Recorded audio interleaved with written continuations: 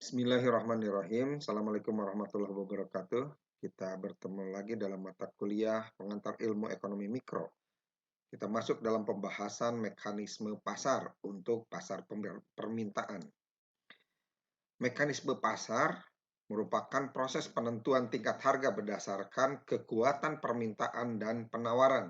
Definisi mekanisme pasar yang lain yaitu kecenderungan dalam pasar bebas untuk terjadinya perubahan dari harga hingga pasar menjadi seimbang, di mana jumlah yang ditawarkan sama dengan jumlah permintaan.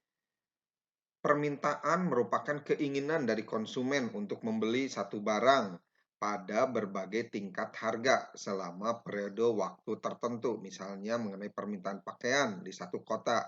Kita akan membicarakan berapa jumlah pakaian yang akan dibeli pada tingkat harga tertentu di periode tertentu di tahun tertentu. Faktor yang dapat mempengaruhi permintaan satu barang. Pertama, harga dari barang itu sendiri, harga barang yang terkait, selera ataupun kebiasaan, tingkat pendapatan per kapita, dan jumlah penduduk di daerah tersebut. Di sisi lain, kita lihat kebaikan dan kelemahan mekanisme pasar. Mekanisme pasar merupakan satu sistem yang cukup efisien dalam mengalokasikan berbagai faktor produksi dan mengembangkan perekonomian. Tetapi di sisi lain, dalam keadaan tertentu dapat menimbulkan akibat yang buruk, sehingga dibutuhkan campur tangan dari pemerintah untuk memperbaikinya. Mekanisme pasar dapat mengalokasikan faktor produksi dengan cukup efisien dan juga dapat mendorong perkembangan dari ekonomi, disebabkan karena dia mempunyai beberapa kebaikan. Seperti pasar dapat memberi informasi yang tepat, pasar dapat memberi perangsang pengembangan kegiatan, memberi perangsang bagi para ahli yang lebih modern, dan pasar dapat menggalakkan penggunaan barang dan juga faktor produksi secara efisien, serta memberikan kebebasan yang cukup tinggi pada masyarakat untuk melakukan berbagai kegiatan ekonomi. Adapun kelemahan dari mekanisme pasar, kebebasan yang tidak memiliki batas. Yang kedua, kegiatan ekonomi sangat tidak stabil keadaannya. Yang ketiga, sistem pasar yang menyebabkan monopoli. Mekanisme pasar pula tidak bisa menyediakan berbagai jenis barang secara efisien. Dan kegiatan dari pembeli atau konsumen dan produsen mungkin dapat menimbulkan eksternalitas yang merugikan. Di sini yang dimaksud dengan eksternalitas adalah akibat sampingan yang buruk yang dapat ditimbulkan oleh kegiatan mengkonsumsi atau memproduksi. Hukum permintaan dipahami semakin rendah harga satu produk, barang, dan jasa, maka semakin banyak jumlah produk, barang, dan jasa yang diminta. Jika produk, harga barang, dan jasa tinggi, maka permintaan pun turun. Adapun berkaitan dengan kurva permintaan, ada hubungannya dengan hukum permintaan, di mana kurva permintaan merupakan grafik yang menggambarkan sifat hubungan antara jumlah barang atau jasa yang diminta dengan tingkat harga.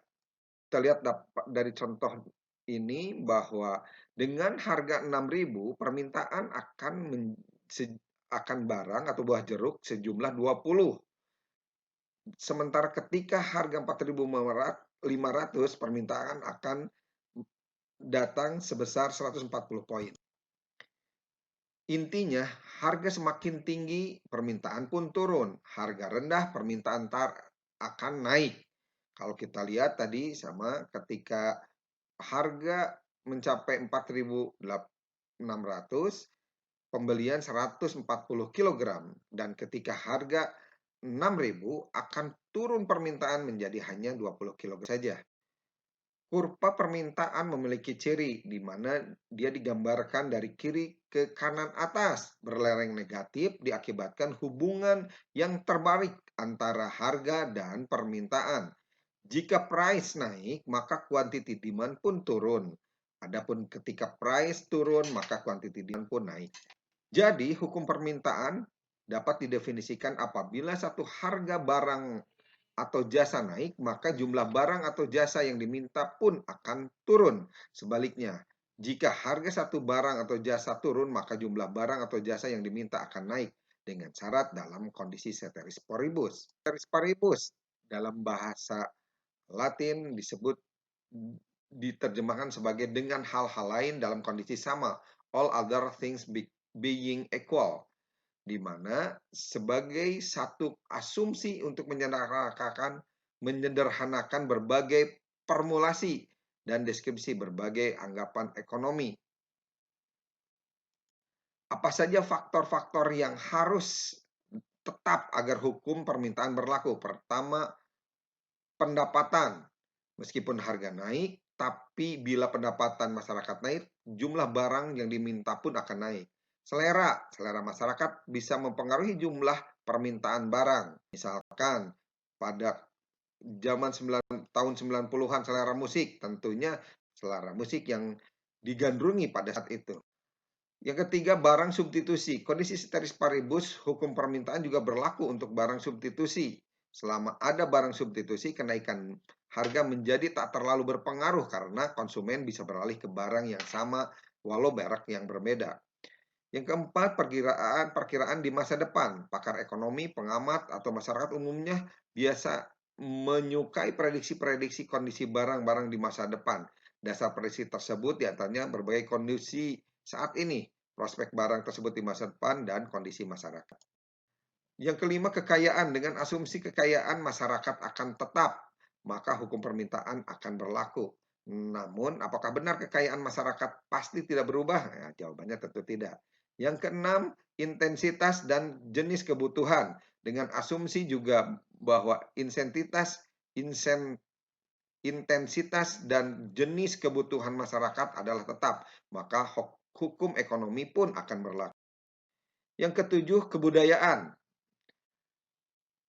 Ini merupakan salah satu faktor yang merupakan masalah budaya. Hukum permintaan baru akan berlaku bila budaya masyarakat tetap. Tapi bagaimana kenyataannya? Tentu tidak. Kebudayaan masyarakat bisa berubah, kebiasaan pun bisa berubah.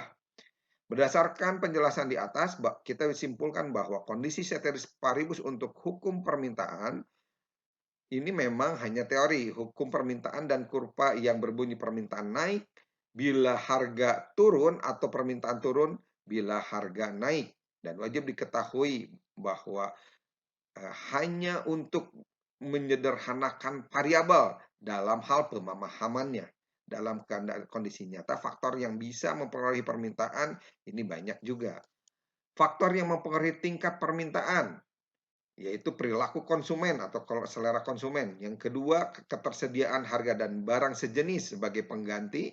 Yang ketiga, pendapatan atau penghasilan konsumen. Yang keempat, perkiraan harga di masa depan. Dan yang terakhir, intensitas kebutuhan konsumen. Adapun pergerakan dan pergeseran kurva permintaan. Ini pergerakan dimaksudkan sebagai pergerakan titik sepanjang kurva permintaan, sedangkan pergeseran adalah pergeseran kurva permintaan ke arah kanan maupun ke arah kiri. Kita bisa lihat dalam kurva permintaan di samping diketahui bahwa harga es krim menjadi naik dari 1 menjadi 2 dolar. Ini diakibatkan karena tingginya pajak. Peningkatan harga es krim ini mengakibatkan jumlah permintaan es krim menurun dari 8 poin menjadi 4 poin.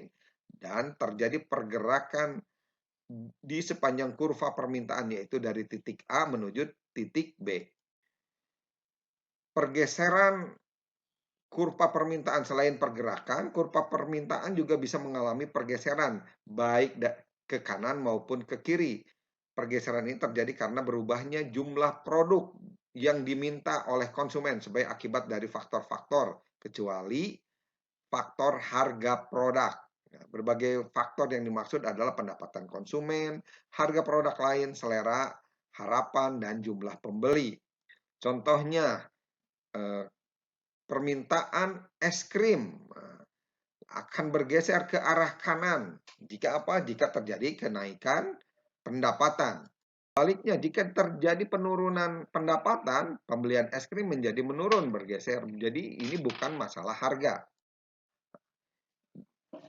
Untuk barang inferior, barang yang jumlah permintaannya akan turun seiring dengan peningkatan pendapatan masyarakat. Misalkan, ketika pendapatan naik, pembelian ikan asin menjadi menurun. Itu mungkin yang menjadi pembahasan kita saat ini. Terima kasih atas perhatiannya. Assalamualaikum.